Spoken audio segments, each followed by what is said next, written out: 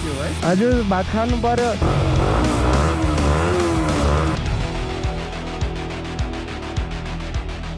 Yes hello and नमस्ते सबैजनालाई। के छ हालखबर? ठिक छ होला नि त? मेरो पनि एकदम टाकटाक ठिक छ होइन। अनि आजको दिन चाहिँ सो कान्छीलाई नै टाइम दिनुपर्ने छ होइन। अब यसलाई नयाँ नाना भनेको थिएँ नि त मैले। सो नयाँ नाना हिजो त रेडी भएन अनि मलाई सोच्दै तनाव लागिरहेछ। अप डाउन गरेर लगभग 2300-2400 किलोमिटर हिँड्नुपर्ने हुन्छ। अनि कति मान्छेहरू बाटोमा हिँड्दा निदाउँछ अरे। पहिला जाने अब टिभीएसबाट जाने भाइहरूलाई भनेको थियो क्या, बाटोमा हिँड्दा निदाइदिन्छ अरे। त्यो सबै कुरा ध्यान दिनुपर्ने हुन्छ है। अनि अर्को कुरा भनेको इन्डियामा हाम्रो लास्टै हेप्छ, अनि त्यो कुराहरू पनि हामीले ध्यान दिनुपर्ने हुन्छ। ल अलिक कुरा अलिक लामै भइहाल्यो होइन। अब गोप्रोमा भेटौँला अनि टेकोमा भेटौँला है त। अब त्यो केही भन्नु छ होइन? ए लाइक र के गर्ने? ल हानिदिनु पऱ्यो अरे है। हान्दै हुन्छ केही फरक पर्दैन।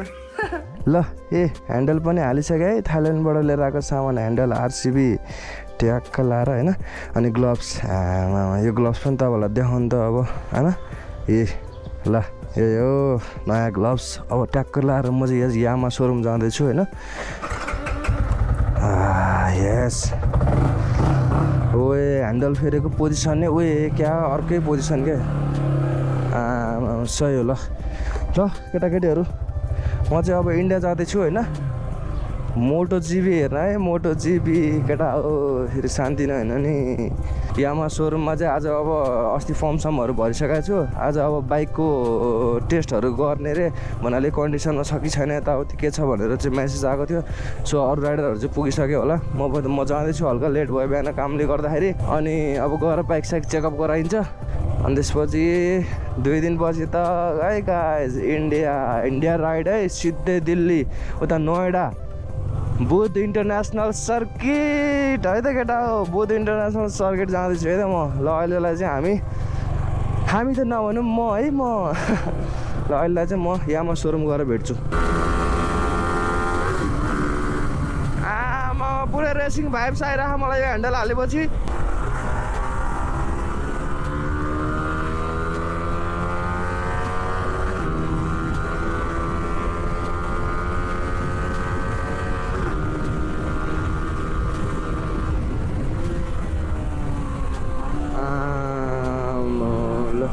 म चाहिँ टेकु पुगिसकेँ अहिले होइन। सो यामा सोरुम यहीँ अगाडि नै छ। यहाँ लगभग नजिकै पुगिसकेँ है ट्याक्क लाएर। ल फाइनली यामा बाइक लिएर यामा सोरुम पनि छिरियो आफ्नो होइन। ल अब यहाँ के हो यो? भारतको लागि त्यो इन्डिया राइडको लागि यहीँ बोलाएको होइन र? होइन त्रिपुरेश्वर सर्भिस सेन्टर भन्ने यही होइन र? सोरुमले बोलाएको हो। गर्नलाई यहाँ सोरुमले बाइक चेक गर्न बोलाएको है।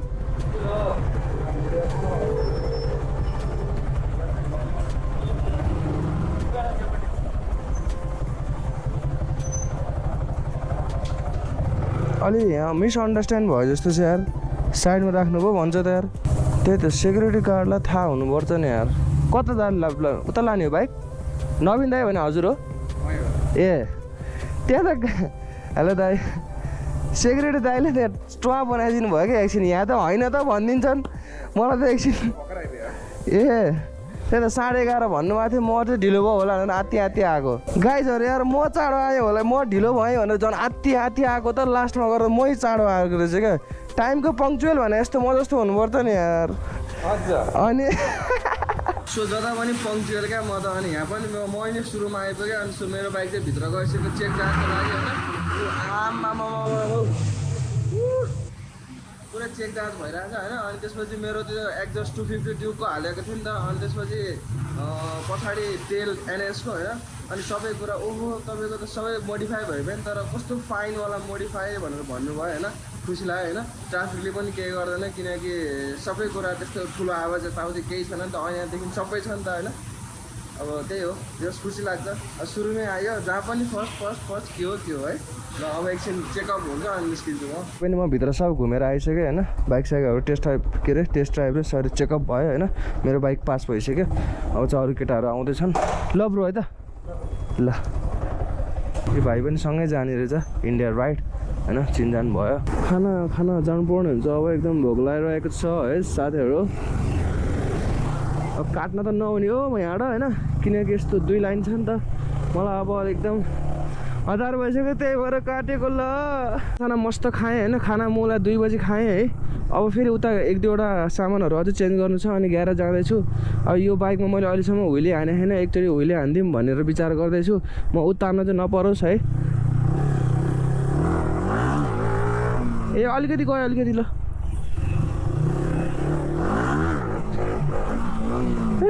धेरै गयो अहिले चाहिँ बिस्तारै पानी गरेपछि हान्नु पर्ने हुन्छ अहिले सुरुमा धेरै हान्नु हुँदैन किनकि यसमा हात बसेको छैन नि त यो बाइकमा मेरो आमा कान्छी मायालु हो नि त मेरो नयाँ कान्छी मायालु नयाँ भनेर पुरा ब्रान्ड न्यू चाहिँ होइन मैले सेकेन्ड ह्यान्ड बाइक लिएको हो होइन अनि सेकेन्ड ह्यान्ड बाइक लिएर यसलाई चाहिँ मैले पुरा नयाँ भन्दा नि खतरा बनाएर चाहिँ चलाएर लिएर हिँडिरहेको छु होइन जो सबै कुराहरू फेरि नै रहेको छु यस्तो महँगो आम्मामा 14,000 को ह्यान्डल गाइज 14,000 मात्रै गोर्खाली राइडर खै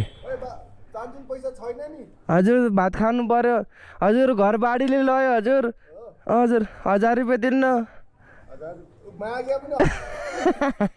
मेरो कान्छी मायालु कस्तो छ त ल मेरो कान्छी मायालु चाहिँ यही हो है यो तपाईँहरूलाई अझै राम्रोसँग यसको सिनेमेटिक भ्लग्सहरू म बिस्तारै देखाउँछु है अहिले चाहिँ यसो हेर्नु च्याट्टैबाट 250 ड्युकको एक्जस्ट यो एनएसको यो ड्युकको अनेक छ यसमा original handle wow 1.5 up wow before looks फेरि अर्को नयाँ पन्चर लगाएर कान्छी लिएर हिँडिसकेँ है सो कान्छीलाई आज यामा ब्लू स्क्वायर के सोरुम समथिङ कहाँ भने नक्सल हो त्यो त्यहाँ जाँदैछु सो ब्रिफिङ यताउतिको लागि मैले भनेको थिएँ है हल्का कुदाउनु पर्यो ल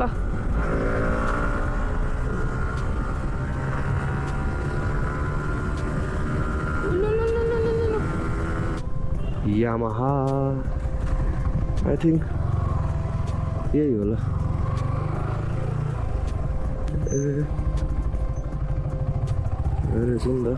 A few minutes later. निस्क्यो अहिले चाहिँ महँगो ठाउँमा छु दरबार मार्ग होइन अब चाहिँ ट्याक्क लाएर कान्छीलाई लिएर अलिकति कोरीबाटी गर्नुपर्ने भन्ने सोचिरहेको छु होइन यसो नयाँ नानाहरू लगाइदिउँ कि क्या हो यस्तो इन्डिया जाने बेलामा मक्ख पारेर लैजाऊँ न भनेर हो अब टेकु जाँदैछु यसो स्टिकर यताउतिको लागि कुरा गर्छु के हुन्छ मैले स्टिकरहरू हालेँ भने त म देखाइ नै हाल्छु सो अहिले चाहिँ जाँदैछु मेरो साथी स्टिकर पेम्स वान एन्ड ओन्ली है स्टिकर पेम्सलाई भेट्न जाँदैछु so you can watch his YouTube no YouTube you can watch his Instagram है स्टिकर पिम्स भनेर हेर्न सक्नुहुन्छ अनि त्यहाँ आफ्नो फोन केस ल्यापटप होइन बाइकको लागि जे कुराको पनि रिलेटेडको ग्राफिक्सको लागि उसलाई कन्ट्याक्ट गर्न सक्नुहुन्छ ओके त्यतै गएर भेट्नु पर्ने हुन्छ है त घन्टाघर